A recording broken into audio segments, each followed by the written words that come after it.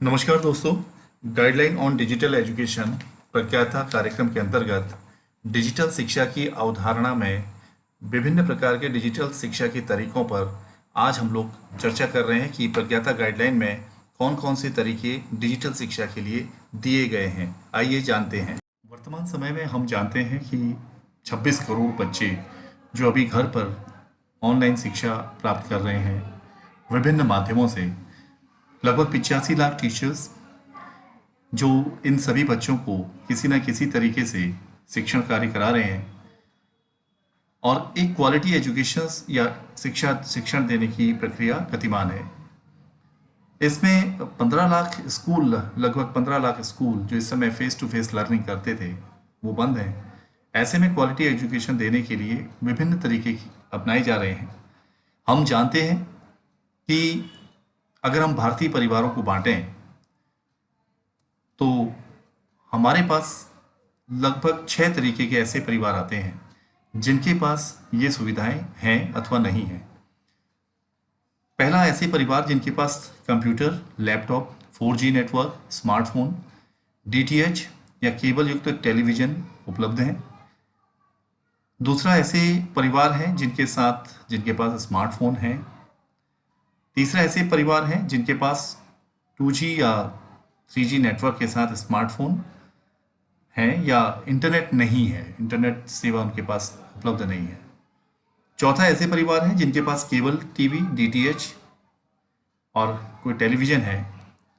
पांचवा, ऐसे परिवार जिनके पास रेडियो या सामान्य मोबाइल है।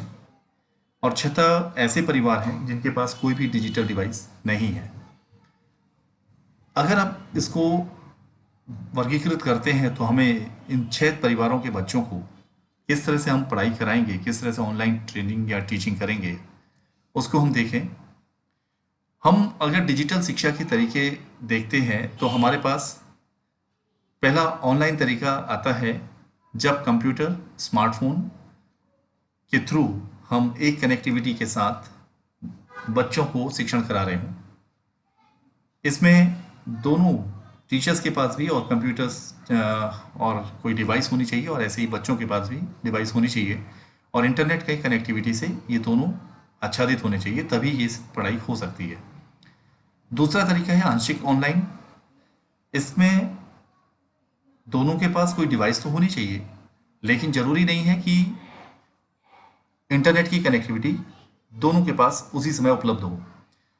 बच्चे के पास हम जैसे व्हाट्सएप का माध्यम है या कोई और माध्यम, जब हम व्हाट्सएप या किसी माध्यम से बच्चे के पास कोई सामग्री भेजते हैं तो बच्चे के पास जब भी मोबाइल या इंटरनेट होता है तो बच्चा उसको यूज़ कर लेता है। तो इसके लिए दोनों के पास एक समय पर कनेक्टिविटी होना आवश्यक नहीं है। तीसरा है ऑफलाइन तरीका।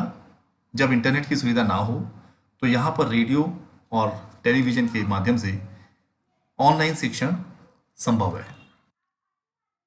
अब अगर हम मोड ऑफ डिजिटल लर्निंग की बात करते हैं तो यहाँ पर डिजिटल लर्निंग पर face to face learning, blended learning, home schooling, distance learning, modular learning, online, TV और रेडियो बेस्ड लर्निंग पर बात होती है। हम लोग बात करते हैं मोड ऑफ डिजिटल लर्निंग पर। 2 तरह की ऑनलाइन लर्निंग है, अभी हमने बात की, जैसे सिंक्रोनस ऑनलाइन लर्निंग और असिंक्रोनस ऑनलाइन लर्निंग। सिंक्रोनस में फेस टू फेस टॉक होगी, फेस टू फेस लर्निंग होगी, टीचिंग होगी। बच्चे और टीचर्स दोनों के पास ऑनलाइन प्रोसेस होगी। एंड असिंक्रोनस ऑनलाइन लर्निंग पर ये ऑफलाइन का वो मोड है जब बच्चे के पास इंटरनेट हर समय उपलब्ध नहीं है, तो ऐसे में ऑफलाइन टीचर्स इंटरनेट के माध्यम से कुछ चीज़ भेजेंगे और जब बच्चे के पास वो सुविधाएं होंगी तो बच्चा उसको यूज़ करेगा।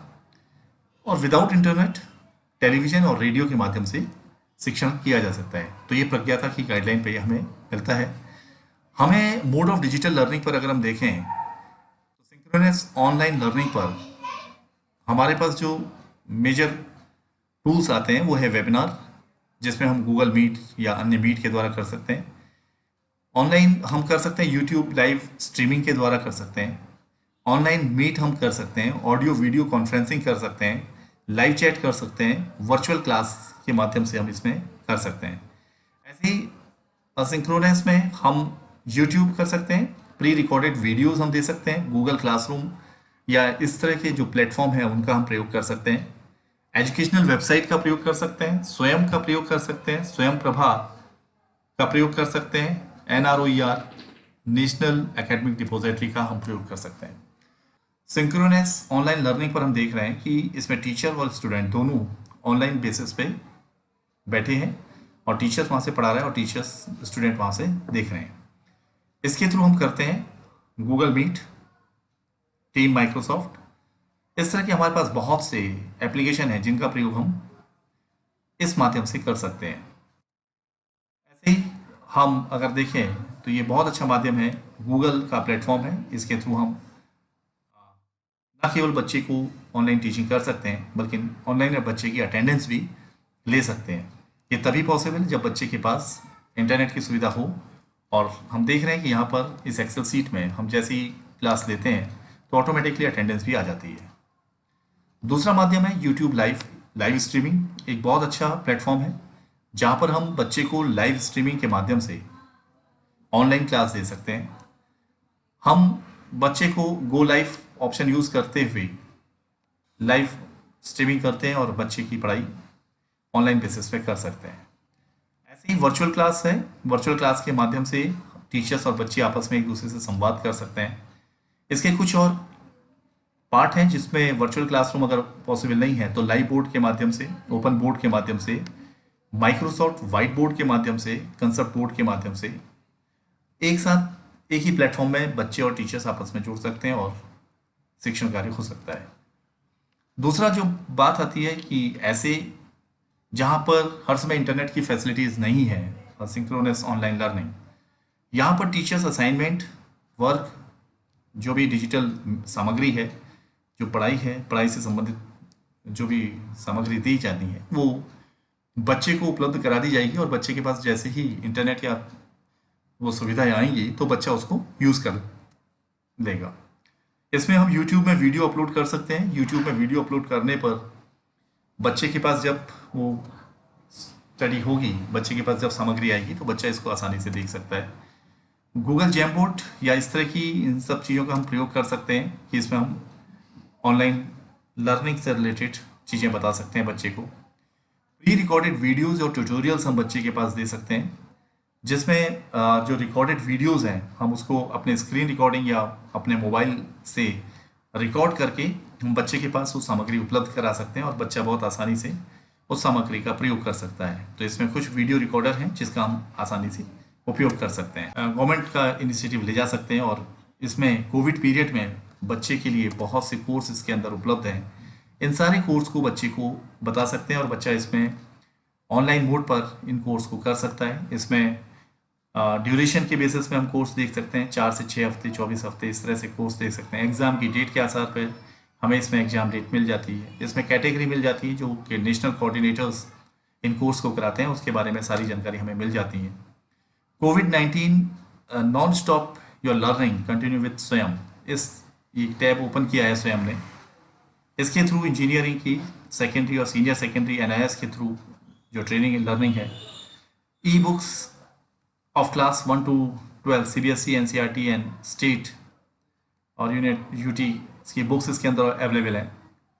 NCERT के इसमें एक कार्यक्रम है, secondary and senior secondary courses इसमें हैं। NCERT बुक्स इसमें उपलब्ध हैं।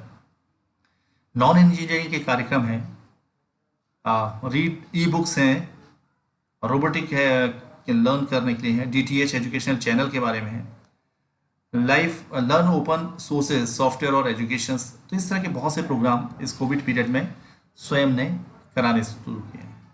ऐसे एक प्रोग्राम MOOC MOOCs का प्रयोग किया जा रहा है।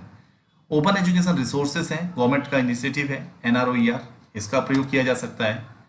लर्निंग मैनेजमेंट सिस्टम, चूँकि इस समय एक ट्रैक बना हुआ है और ये ट्रैक हमें प्रज्ञाता भी देता है कि बच्चे की ट्रैकिंग भी की जानी है, बच्चे को लर्निंग मटेरियल भी उपलब्ध कराया जाना है, बच्चे के का असेसमेंट भी होना है। तो इसके लिए एक लर्निंग मैनेजमेंट सिस्टम भी डेवलप किया जा सकता है।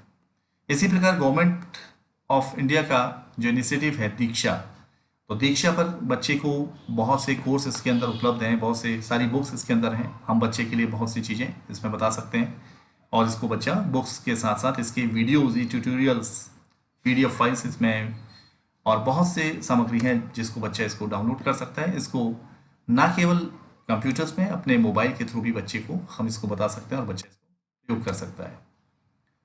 एक और इनिशिएटिव इसमें लिया गया है, नेशनल डिजिटल लाइब्रेरी। तो नेशनल डिजिटल लाइब्रेरी में गवर्नमेंट ने बहुत से कोर्स ओपन कर दिए हैं और ये प्रज्ञाता गाइडलाइन में भी दिया है। तो इसके थ्रू हम बच्चे के पास बहुत से सामग्री उपलब्ध करा सकते हैं और बच्चा इसको इन सब सामग्री को देख सकता है। इसमें सारे सब्जेक्ट की सामग्री इसके अंदर उपलब्ध है और इस कोर्स को क्लास 10th, क्लास 12th के जितने भी टॉपिक्स हैं उसमें देखें हम तो accountancy, biology, business study, chemistry, इस तरह से सारे course, Hindi, English, history, geography, economics, informative practice, mathematics, इस तरह के बहुत से कोर्स इसके अंदर अवेलेबल हैं। तो ये कोर्स हम करा सकते हैं। दूसरा आता है, ये दूसरा मोड है और तीसरा मोड हमारे पास आता है टीवी और रेडियो बेस्ड लर्निंग। तीसरा मोड हमारे पास आता है टीवी और रेडियो बेस्ड लर्निंग का। ये वहाँ पर कार्य करेगा जहाँ पर बच्चों के पास इंटरनेट की फैसिलिटीज़ नहीं है। तो कम्युनिटी रेडियोज़ के थ्रू या यहाँ पर जब बच्चों के पास टेलीविज़न है तो टेलीविज़न के थ्रू बहुत सी डिजिटल लर्निंग कराई जा रही है। वो लर्निंग हम यहाँ पर बच्चे को बता सकते हैं। इसमें पहला आता है स्वयं प्रभा। स्वयं प्रभा एक DTS चैनल है जिसके बारे में बहुत अच्छे इसमें कार्यक्रम है। इसमें 1 से लेकर 32 चैनल का एक ग्रुप है और इन चैनल में 27, 28 और 31 नंबर का जो चैनल है वो हमारे स्कूल एजुकेशन से संबंधित कार्यक्रम देता है। तो इसको हम बहुत फोकस कर सकते हैं बच्चे के लिए। इसको हम मोबाइल के थ्रू इसमें इसकी पूरी जानकारी हम ले सकते हैं। swayamprabha.gov.in की वेबसाइट में जाकर के हमारे पास सारी जानकारी इसके कार्यक्रम की हमें मिल जाती है। हम लॉगिन करके, जैसे ही हम लॉगिन करते हैं तो हमें चैनल्स एंड एलोकेशन में अपने सब्जेक्ट जो जैसे 31 नंबर का जो चैनल है school education and teacher education, इस पर हम जाके इसके प्रोग्राम की जानकारी ले सकते हैं और इसके टाइमिंग हम यहाँ से पता कर सकते हैं। इसी प्रकार Gyanvani community radios, Gyanvani radio stations हैं जो 105.4 FM मेगाहर्ट्ज़ पर ये प्रोग्राम्स आते हैं। तो इसका भी हम प्रयोग बच्चे के लिए कर सकते हैं। तो ये एक अच्छी प्रज्ञाता की गाइडलाइन में ये बताया गया है कि हम तीन तरीके से, जो हमारे पास 6 तरीके के परिवार हमारे भारत में हैं, उनको हम इन 3 तरीके से, सिंक्रोनस, असिंक्रोनस और टीवी और रेडियो के माध्यम से हम ऑनलाइन शिक्षण दे सकते हैं।